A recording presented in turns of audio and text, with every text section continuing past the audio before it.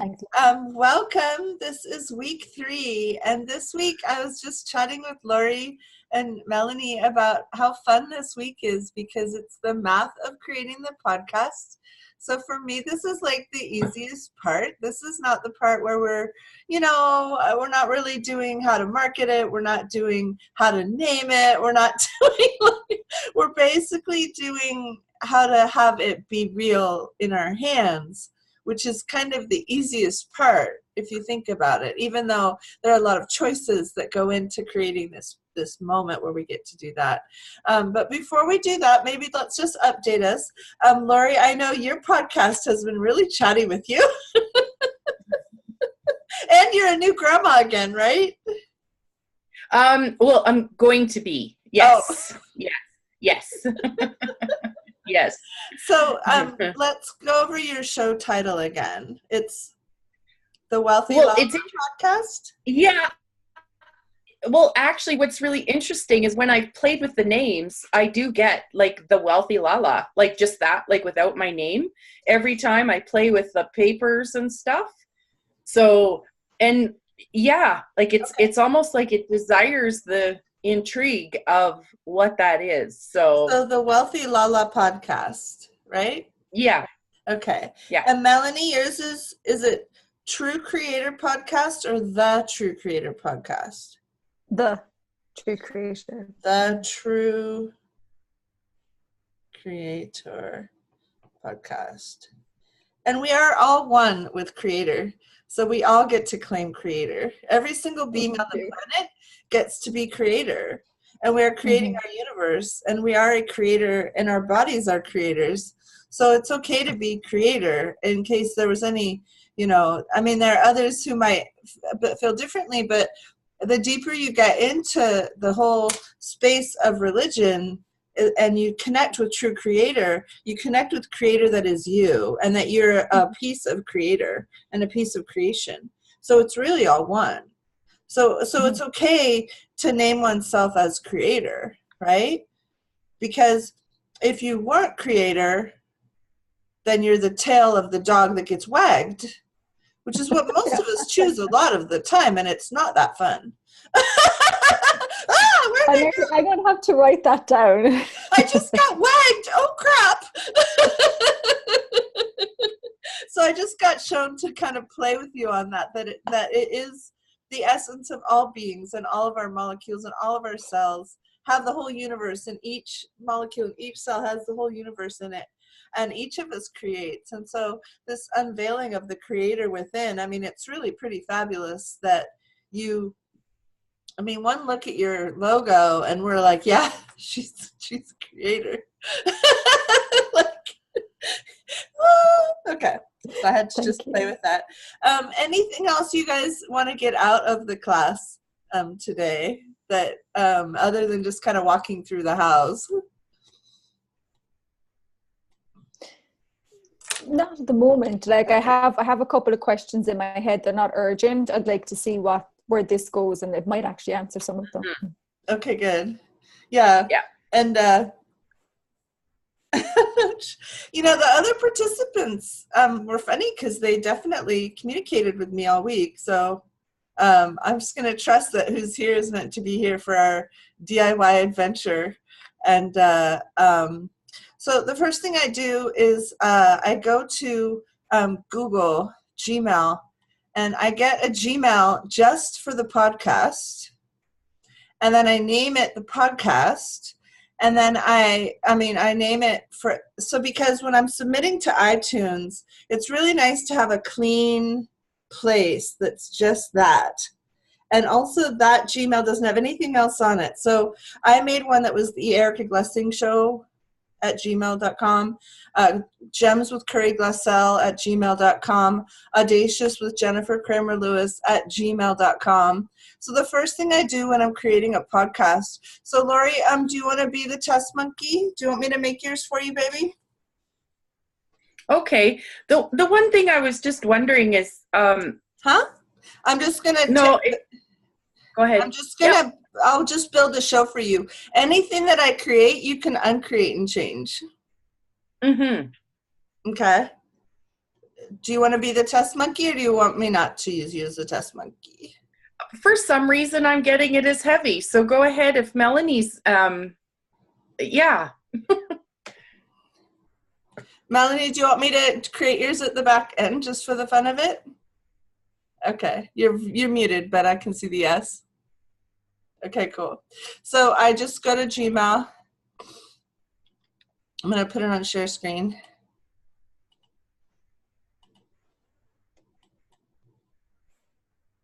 Okay, and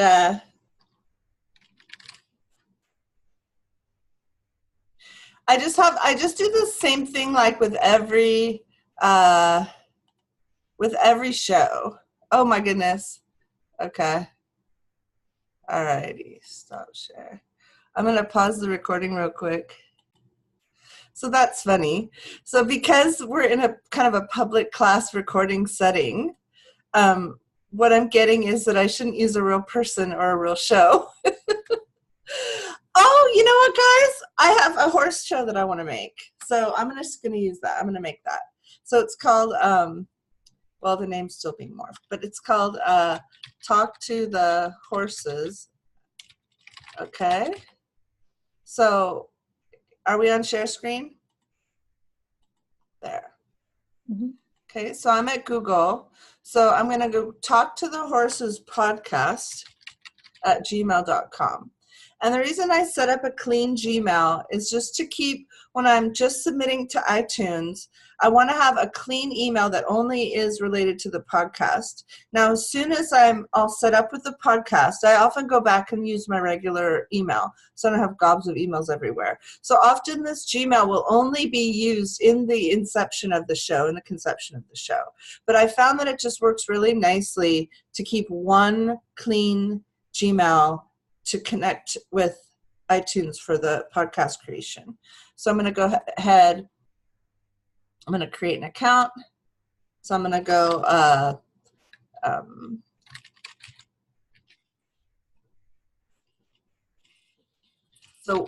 I've been dreaming about a show featuring Juliana, the Tennessee walking horse. So she's the star of the show.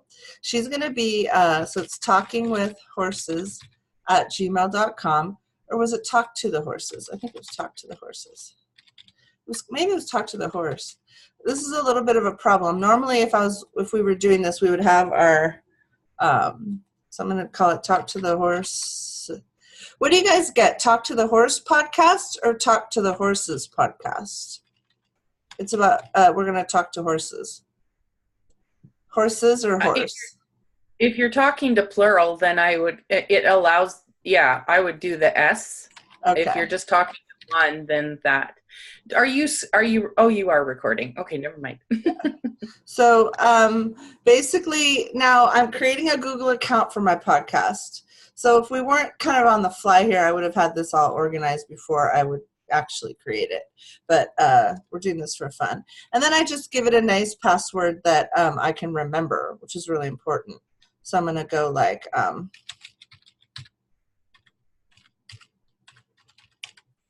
okay.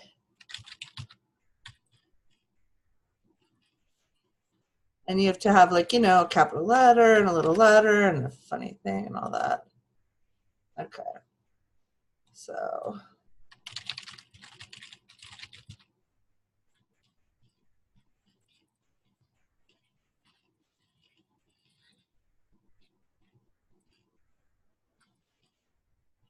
Huh. Okay, this is pretty crazy. I'm going to pause for a second and just...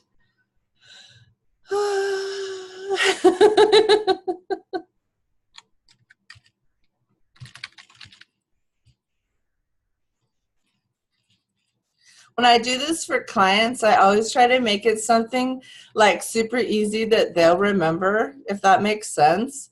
So I kind of went into brain freeze because I didn't have a client. So I just go ahead and I use my own birthday for the heck. I never do my phone on it.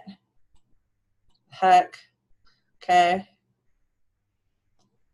So now I have a Gmail, which is called the name of the podcast. Okay, so this is just something that I do as a way of organizing myself around that.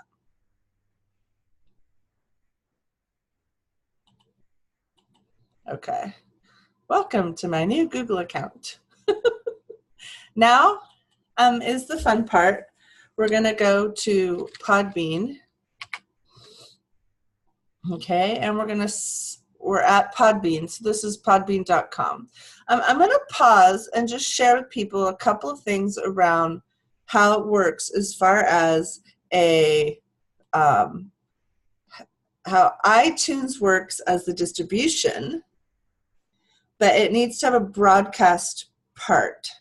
So the show needs to get uploaded and broadcast, and then iTunes picks up what's called the feed and carries it and spreads it across all the podcast directories everywhere. And it goes to, this feed also goes out to Android and also goes out to podcast directories. So there's iTunes, Google Play, Google Podcasts, and they all pick it up, but you have to have a broadcast methodology. So there are several. There's the big ones that are kind of known the most are Libsyn is one of them, Blueberry, which is spelled different, Blubry, and Podbean. The one time Podbean didn't work for me was I did a show with Elena that was in Spanish.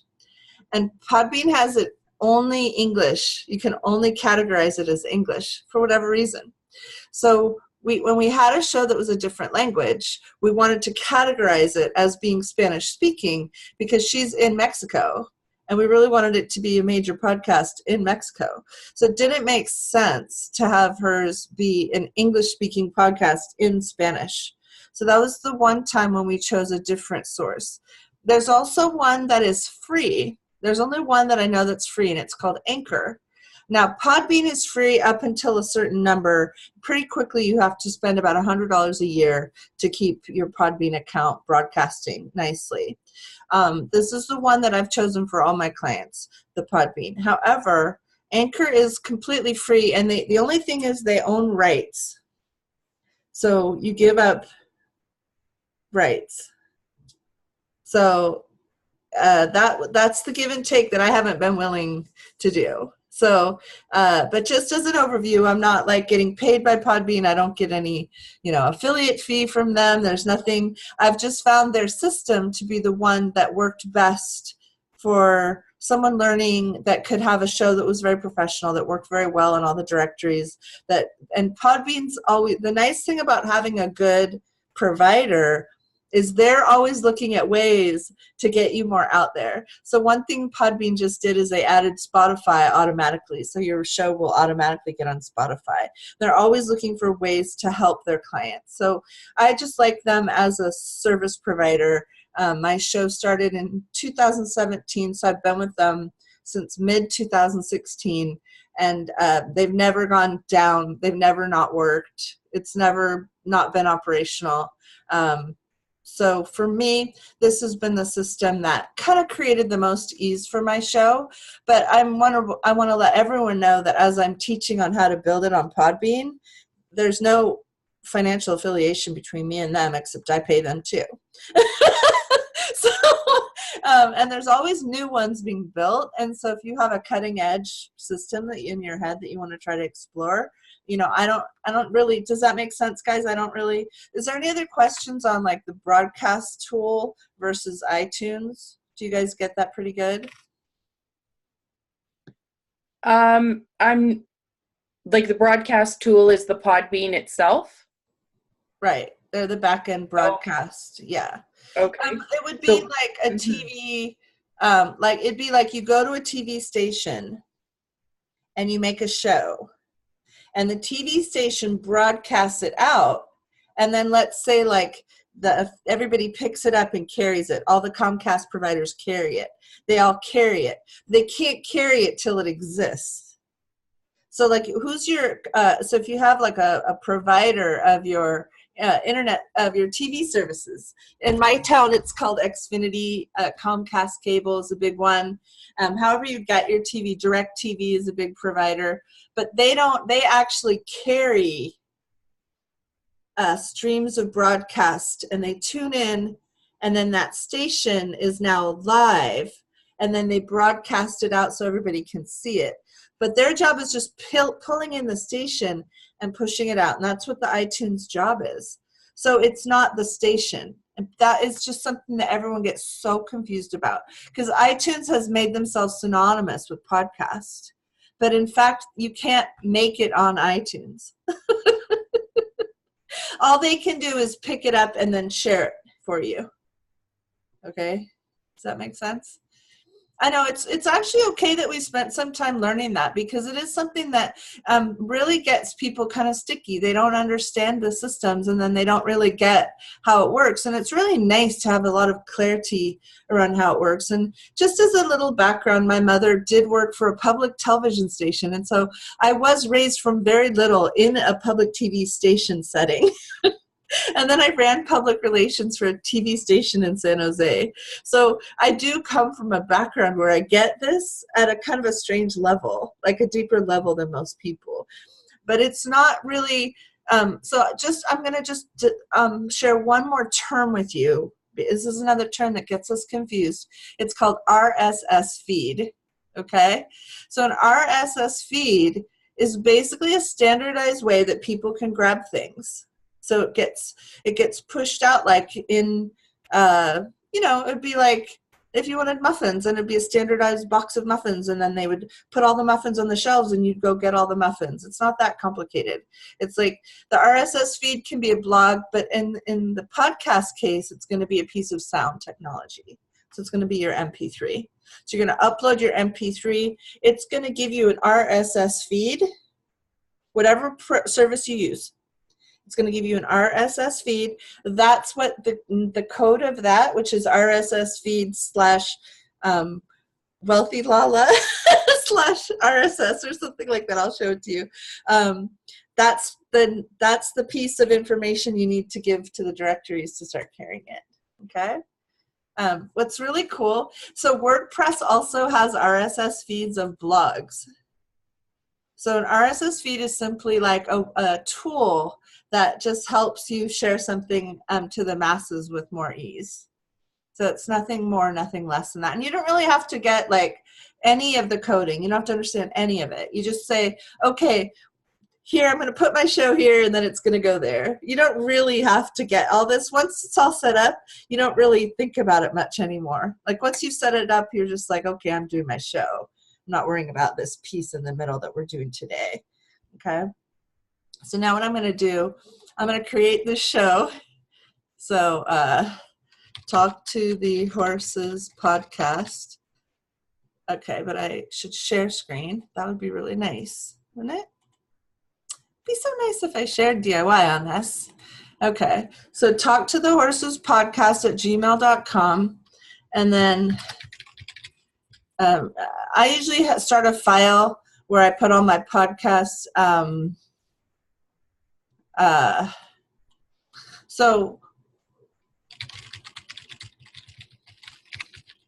Okay.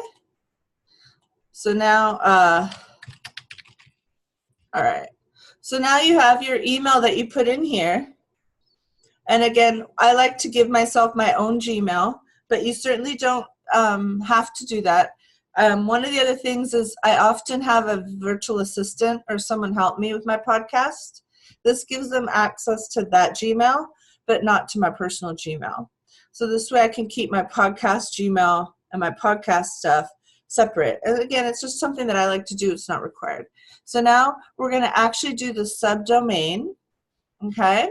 So Melanie, for you, this would be thetruecreator.podbean.com or thetruecreatorpodcast.podbean.com. Mine is theerikaglessingshow.podbean.com. And I'm going to go ahead and go talk to the horses.podbean.com. And then I'm going to tell them, oh my goodness, it says it's not available. And what that means is there's another show called Talk to the Horses. Okay. So, let's see. So I have a couple choices now. I can say with Juliana, which will make it neat, or I can call it podcast. Let's see. And now it's unique.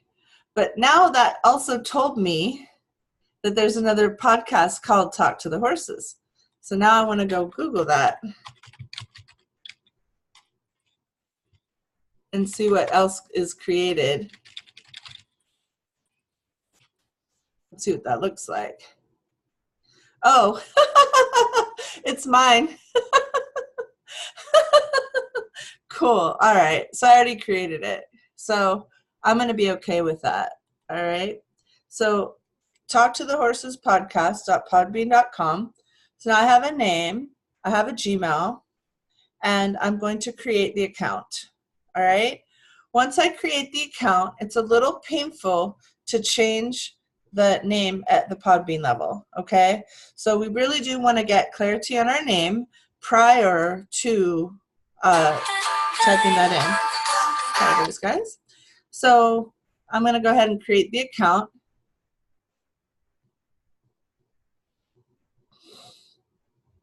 And now I have a podcast. Okay. And isn't this cool how this looks? At Podbean, they also give you a free website. So you can go and choose a theme. See if any of them look particularly horsey.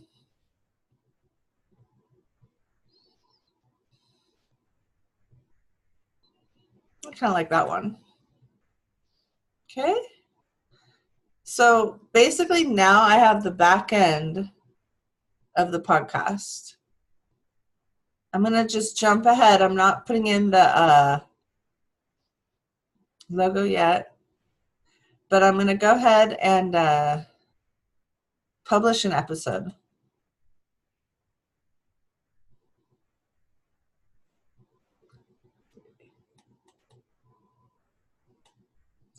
So in Podbean, there's a little button, and you can see it. Can you see it on my screen? It says publish new episode. Okay. So now we actually have the frame of a show is all set up. So I'm going to publish a new episode, and then I get to upload an MP3 file.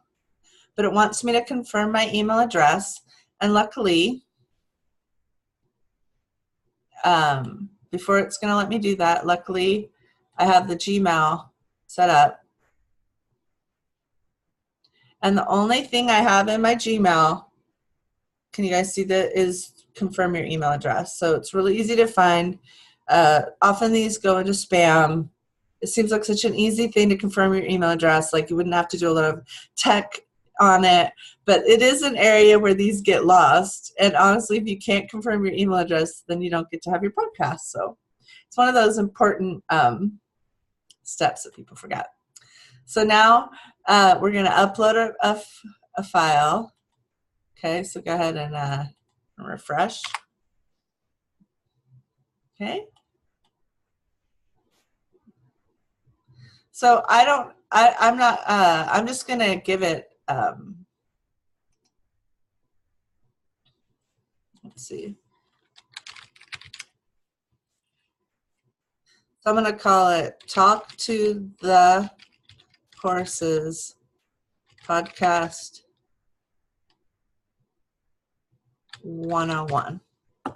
One of the things that people forget is that, or never knew, is that when you have a MP3 recording, when someone downloads it, it's going to have the name that you gave it. So people forget that. So they name their shows like Googly Woogly, like Zoom 103, or they name their shows just these like MP3 names that they're just not being conscious about. And it's okay, except that if someone has 20 of your shows downloaded on their hard drive, it's super nice to give them a name that they can go back to and remember, and that will connect with the show at the back end of the show. So people can download your actual recording, right? So now it gives you a place for a title. So we're going to say Talk to the Horses Podcast number 101. I might give it obviously a sexier title. We're just kind of being quick here. And then I get to have an image. So let's go ahead and say horses. See if I have any pictures of horses on my hard drive. I should. Okay. So there's a picture of horses. But I mean, I would choose an image related to the show, guys. So I'm just putting a picture here just to show you can put a picture here. But I would actually have a picture that had some relevance to the show.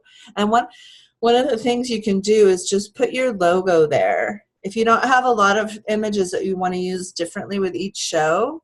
Now, for me, for Lori, like I'm getting like, you want to have pictures of like eating food or, you know, stirring things or children with chocolate on their faces or, you know, you might want to have like fun pictures of like grandma things, like fun. You might want to have a fun picture of something that's really relevant to your actual show that week.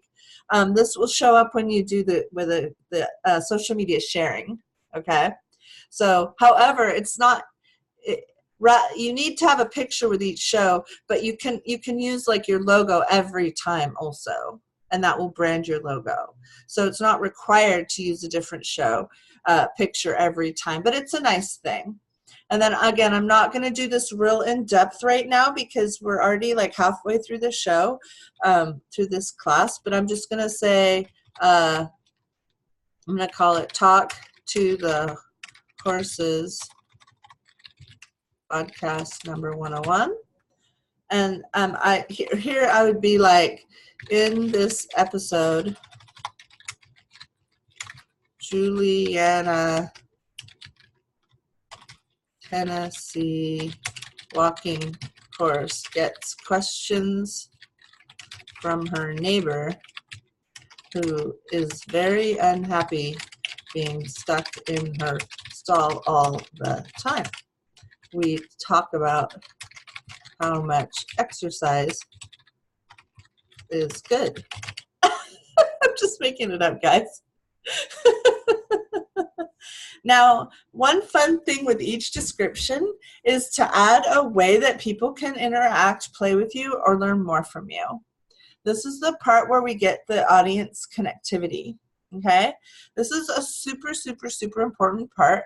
It's also one of the most challenging to kind of integrate. It's so hard to think about calls to action, right? But I usually call it resources.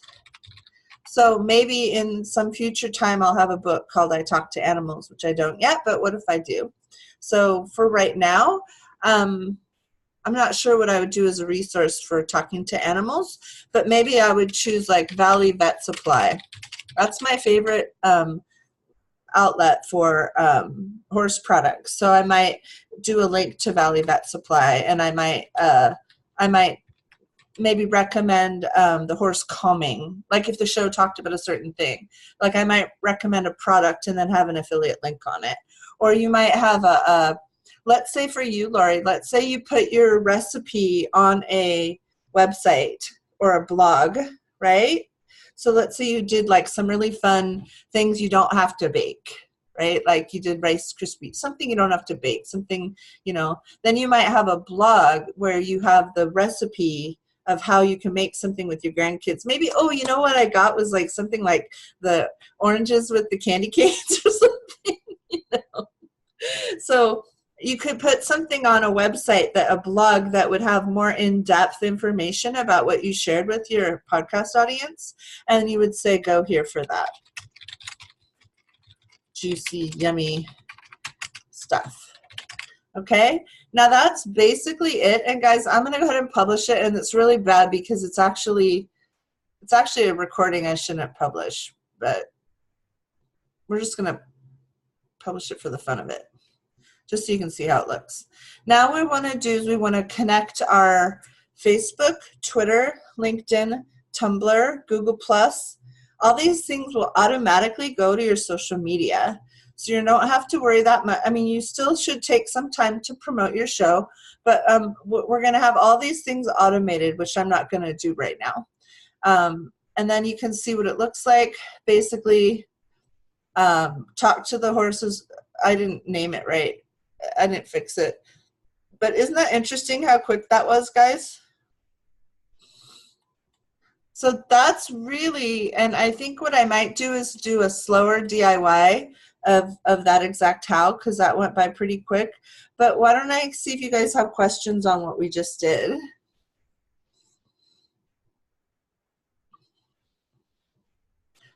You have to unmute yourself. I did have questions, and now it's like I can't remember them. I think one of them, what you answered, that you can have the same image with each show. Yeah. Yeah, sorry. Go ahead. I don't remember I'll show you a couple examples of good practices from some of my amazing people that I've helped. So I'll show you Gems on Gems, basically with her show, I basically I just use her image on every show. So on this one, I just use this image on every show because her shows are kind of like Access Consciousness, just insights into how to practically apply tools of Access Consciousness.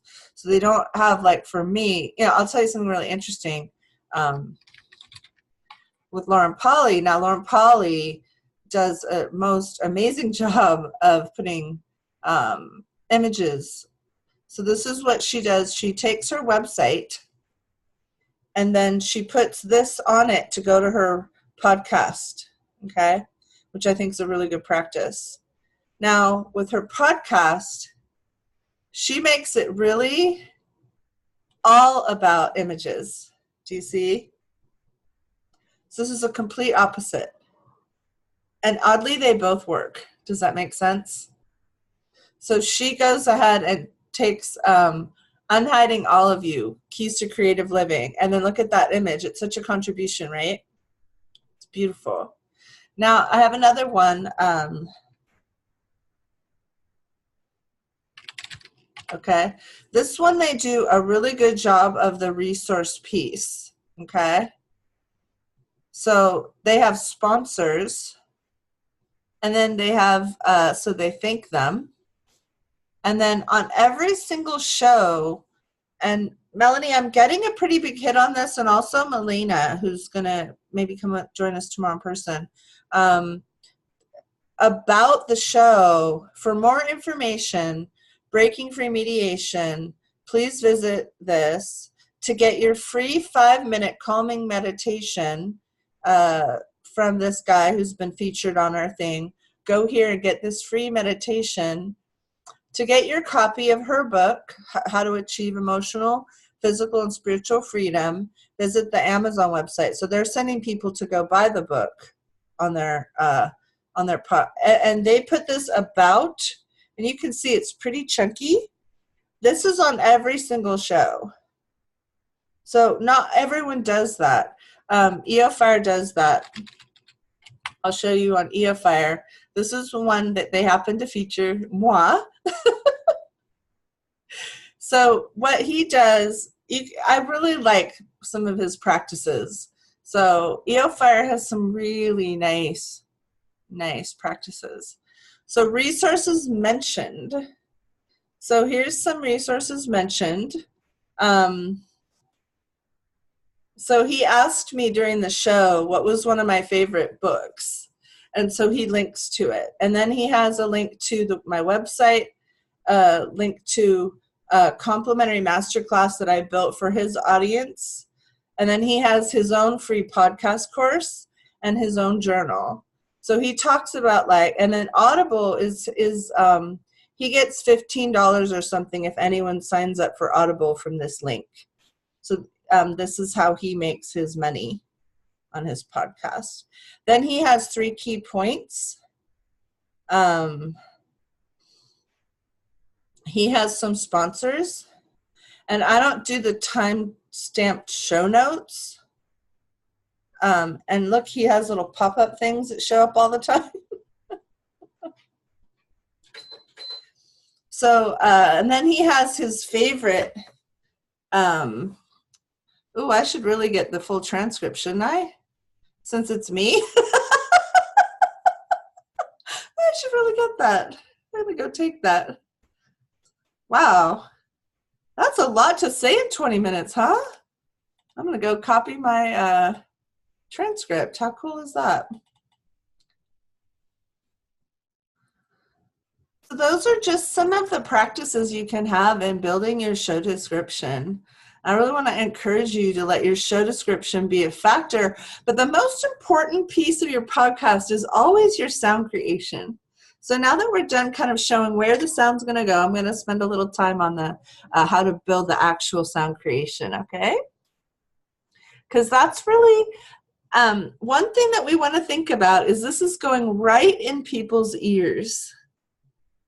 So you want to listen to your show, if you can, once through before posting it. Over time, you won't have to do that. But in the beginning, you want to listen to it once through, because think about someone's having, it's not like it used to be where you'd play the radio and you're in the car. And people do play their shows in their car also. But mostly people are sticking their sound right in their ears. It's crazy, isn't it? So think about how close you are to someone's brain. It's really whack. It's a pretty big honor to be allowed stuck in someone's direct head, isn't it? And so we want to take a little time with the sound of our show and listen to it and make sure there's not lots of like dogs barking. Although, I don't know, like Lori, on your show, like occasional dog barking might be kind of cute. Like, with someone else, if their cat jumps into the pit, the cat I don't know, like everyone's sound is going to be their sound quality is their own chi, it's their own essence. But we want to have an awareness that we're being allowed pretty much straight into people's heads. And so that's an honor that if we can keep, I'm being shown like it's a magic honor, like really, like letting someone be in your head, right? Like, holy crap. It's really kind of amazing. So here's an example of something that I need to fix that I haven't quite gotten the whole cue yet, but I recorded someone sent me her recording and her music intro, and they didn't jibe right with the sound levels. So it was like her voice was very low. She had a low female voice, but it was very low.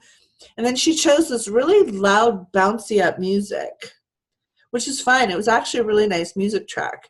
But we need to do something to adjust them, because it was like you'd hear this and then, and then, and it was jarring. Does that make sense? It hurt my head to hear it the way it came in. So now we have to repair that so that we can have a wholeness of the sound. And so it's okay to have like breaks or changes or clapping, or just like if you're speaking, sometimes you turn the lights off and turn them back on and it gets everyone's attention. So you can do things, but have a conscious awareness of the listeners being right in your head. So I don't know if you've ever, sometimes I listen to old TV shows and the music is so loud compared to the voices. And I know that they were thinking they were in the room. They were on the TV show in the room. And they didn't know people would switch to these Netflix binge things where kids would just stick the headphones in their head and just listen to something 24/7, because some of those sound transitions are horrible in the older TV shows, and people just didn't know. Like, people would go and start listening to things right in their head, like that. So that's just something I bring up to help us have an awareness of how things are being eaten, how things are being perceived, how things are being gobbled up. And as we, the other thing that I do, which is really weird, is I picture people downloading all my shows. Like, I picture people going in and saying, okay, I'm going to be on a train, I'm going to be on a plane, I'm going to be about 8 hours. Okay, how many shows do I need? With my show, that's a lot. That's like 40 shows probably, right? So, but then they would just go and download 40 shows. And they don't really care how long your show is, but that's why keeping it to a certain length is an honor to the listener. It's like let's say there was a 10-part book series and every single book was this length and it was on audio, but then all of a sudden one was this length. So like my daughter had to do a book report. She goes, well, Mom, one was 7 hours and one was 11 hours. So I chose the 7 hours. So people are very cognizant of length. And so that's again, honoring the audience. So any questions on this part so far? Are we doing pretty good? Okay, cool. All right. So now I'm going to show you, have either of you chosen opening music yet? No. Okay. Alrighty. So I'm just going to go to the free provider because I can show that pretty easily.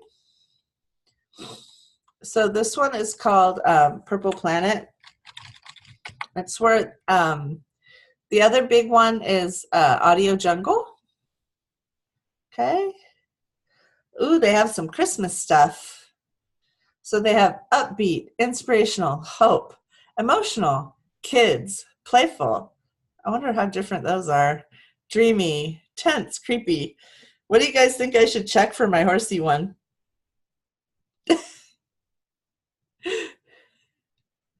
Should I look at? I'm curious about the atmospheric one. I wonder what that is. Yeah, what is that? Okay. I'm not sure if you'll be able to hear them or not. So, Midnight Bell. Oh, it's like atmosphere. Okay. Ooh, I kind of like that one. Let's look at Daybreak.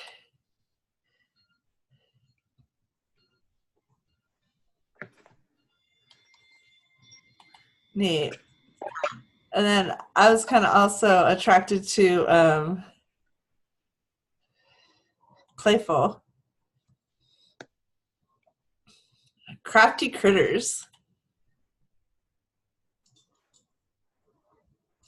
Okay, that's not my podcast.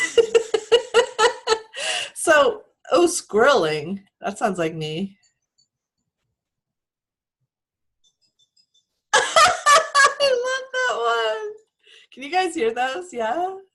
Okay. Duck Soup. Yuck. On Tiptoe. Nah. Oh, Shenanigans.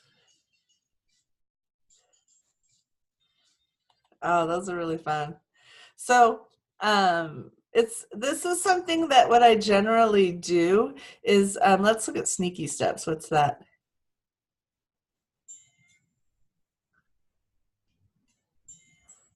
Wow. You can see why picking music is so personal, right? Picking music is so personal. It's not something I've tried to job it out when I tried to hire someone and tell him I wanted this, this, and this, and the qualities and the essence of the music. And then I sent him out there, and he must have sent me 30 different sounds, and none of them worked. It was crazy. I'm just going to quickly go to Audio Jungle. Can I ask a question? Yes. So when they say free, but then they also have that says purchase. I can't remember what it said on the right. So do you, like, they're free, but you then have to purchase them? Like, how does that work? There's something that they offer for purchase, but it's all royalty free, and it's all, you can use, that particular one is free. Most of them are free. I'm not sure what's available for purchase, so you can go back and check that. Yeah. On this one, let's say Audio Jungle, none of them are free. So this one's called Little Prankster.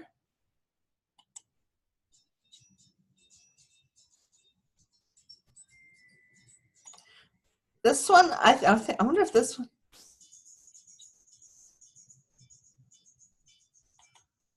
cute, positive music. That sounds really boring, doesn't it?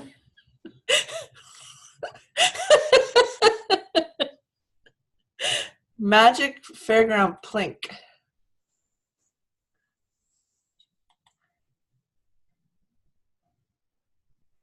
Okay, so you can see, you guys, this is like a really time-consuming thing. Now, on these ones, they all have prices. Do you see that, Lori, over here? So on Audio Jungle, you have to buy it. Let's just say we wanted it. We're going to put it in our cart, but we're going to need the music broadcast to 1 million. Okay? So we need the second level, and that's usually somewhere between $20 and $40. So Audio Jungle is, so there's royalty free, which means that the royalties have been acknowledged. The provider of it has offered the royalties up, and royalty free means you're allowed to use it. However, the cost of it is going to vary depending on how many listens you want to engage. All right? So we're going to check this one, which is the music broadcast to 1 million, and that's the one. And then we'll go back to Purple Planet. Purple Planet, it's free if you acknowledge, like I had them do one of my podcast intros, and then I put in the about the podcast, I referred to them. So you can see here, it says using our free music. So it says, we simply ask that you credit us as follows, purpleplanet.com, okay? So it just shows you that you just need to acknowledge them. And then I don't know what they have for sale, but let's go ahead, since you asked, and explore that real quick. So let's say purchase license. That's if you don't attribute them, okay? Does that make sense? So if you want it just to show up as yours, then you have to pay, which is, they have non-broadcast $8 and broadcast $40. So you would need to do the broadcast. You can't do the non-broadcast if you're broadcasting it, all right? So if you do purchase it, then you don't have to acknowledge them. I generally just put the acknowledgement in the about the show description. So I just put it one place, like about the show. Thank you very much to Purple Planet Music for providing this music. And I put the link that they asked me to in the show description. I don't put it in every show. I put it in the about the show. So I just share it once as an attribution. But the Audio Jungle, I use that. I would say 90% of my clients use Audio Jungle because it's way more. There's so many exceptionally 792,000 tracks. Okay, so now once you have your, we'll call it like ditty, we're gonna go to, guys, we're not gonna finish this today, are we? Okay, cool. So let me just get present. All right, so I'm gonna do a DIY video on this. That's gonna be an addition to the show, to this class, on taking the pieces and picking your pieces and putting your intro with your middle piece with your outro, okay? Because I don't want to try to rush through that in the next 4 minutes. Like, that would feel kind of bad and crunchy. I also have 2 different sound engineers that have helped a lot of my clients. One's on Fiverr, so he charges anywhere from $5 to $15 per show. And then I have someone on Upwork who charges $7 to $15 per show. And then they do the joining for you. But many of my clients could do it themselves early on. And that's when I figured out I could too. And that's why so earlier I showed you quickly on Audio Joiner where I took an intro, a show, and an outro, a download. And then you have the MP3. And then you can build your podcast. That's all. There's a little overwhelm. I can sense a little overwhelm. One of the things that I did I had to get out of this thing that my mom raised me in, which was production values. I had to kind of lose a lot of the crap I had in my head about production values. I couldn't be I need to be in a sound studio. I need to have a professional microphone recording system. I need to have it perfectly soundproofed. I had to let go of that because that was stopping my show from existing. So I had to let go, and then I said, what can I do now? And so I bought this. I'll share this with you in the email too. It's a ClearChat microphone, and this is what I use. It's a Logitech, and it's a 390, and it's under $50. I think sometimes it's 29 or 18. It depends, but it can be 50. Depends on if you catch it on sale or not. And it's a really nice microphone. There are microphones all the way up to thousands of dollars. So this is the one that got recommended through Entrepreneur on Fire, and I use that one for my show most of the time. Right now I'm on a high definition microphone that I have that's a microphone camera. In this room, it sometimes sounds better to have the desktop microphone than the ClearChat. Isn't that fascinating? So some rooms have certain ambiances. So what you want to do is record with, before buying a big expensive microphone, you want to record with just like a simple microphone and then listen to it and see if it sounds pretty nice. Because I actually get complimented on the sound quality through my simple high definition microphone. But here's the other thing, guys, I'm really loud.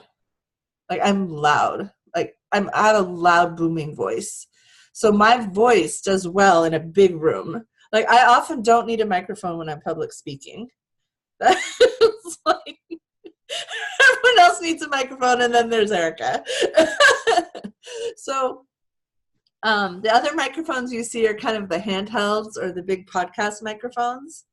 And you can play with the quality of the equipment, and you can just explore the quality of the equipment and just keep listening and see what works for you. See what sound quality you like, and see what you require. And don't let that stop you from making a show, because it will not stop people from listening to it. Not having perfect, world-class quality is not going to, in fact, so many things have shown that, like the YouTube videos where someone just says, hey, I'm on an airplane, this is what's going on with me, like that's the rage. That sort of raw, gritty, this is just who I am stuff that's not the production qualities. And then there's people that will be like, oh, how could you do that without having, perfect sound quality? Well, my show's it's like 20,000 short of 500,000 listens. Right? It's like, and I have to tell you, in 2013, I went really, really high end, and I had this producer in a studio in a town right near me, and it was a beautiful room. They had paid thousands of dollars for their equipment. They use these very expensive microphones, and they use very expensive cameras, and the show flopped. And I had my guests come, and I prepared them, and I coached them, and we were all mic'd perfectly, and then they recorded it perfectly. And then something happened. It was crazy. The whole thing blew. It didn't work at all. And for me, what happened was when I stopped doing that and I focused on the quality of the people I play with, it was done. It was like good. It was like everybody's happy. It was very interesting. So I'm not against really good sound quality.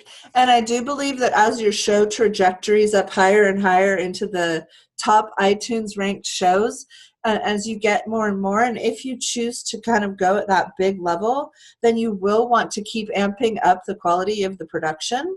So it's not that quality production is in any way wrong, but still you want to have it be ease and feel like ease to your listeners. Like, when you're at ease, it's a different energy than when you're not, right? And I would put ease over perfect stuff. So, yay. So that's really, I think, our Technology 101. We didn't get to do the how to submit to all the directories either. So that's crazy. So next week, we're going to focus on that. How do we submit to the directories? Any other questions for today? No? Okay, cool. Is there anything you recommend to have done for next week that you would encourage? No, not really. I think it'd be great if you could record a show. Mm-hmm. If you could just take go onto Zoom, whatever recording devices you have, and just make a quick up under 5 minutes, something just to introduce your show. So what I did for mine was, hey, this is Erica Glessing. I'm so excited that I'm starting the Erica Glessing Show, and I'm going to have, daily inspirational conversations with really interesting people, authors, people who teach healing and wellness, and I can't wait for you to come. And I made like a 1 or 2 minute introduction, and that recording was one of the first pieces with my intro and outro that I used to submit the podcast. So it wasn't a full-blown show, but it was like hey, this is what the show is going to look like. So if you wanted to go off and make a recording like that, that would be really cool. Okay. And then next week we're going to do a little bit about how to get it on the directories, and then we're going to focus on promotion. So for the 4th week, we're just going to talk a lot about promotion. Okay? Awesome. Thanks, guys.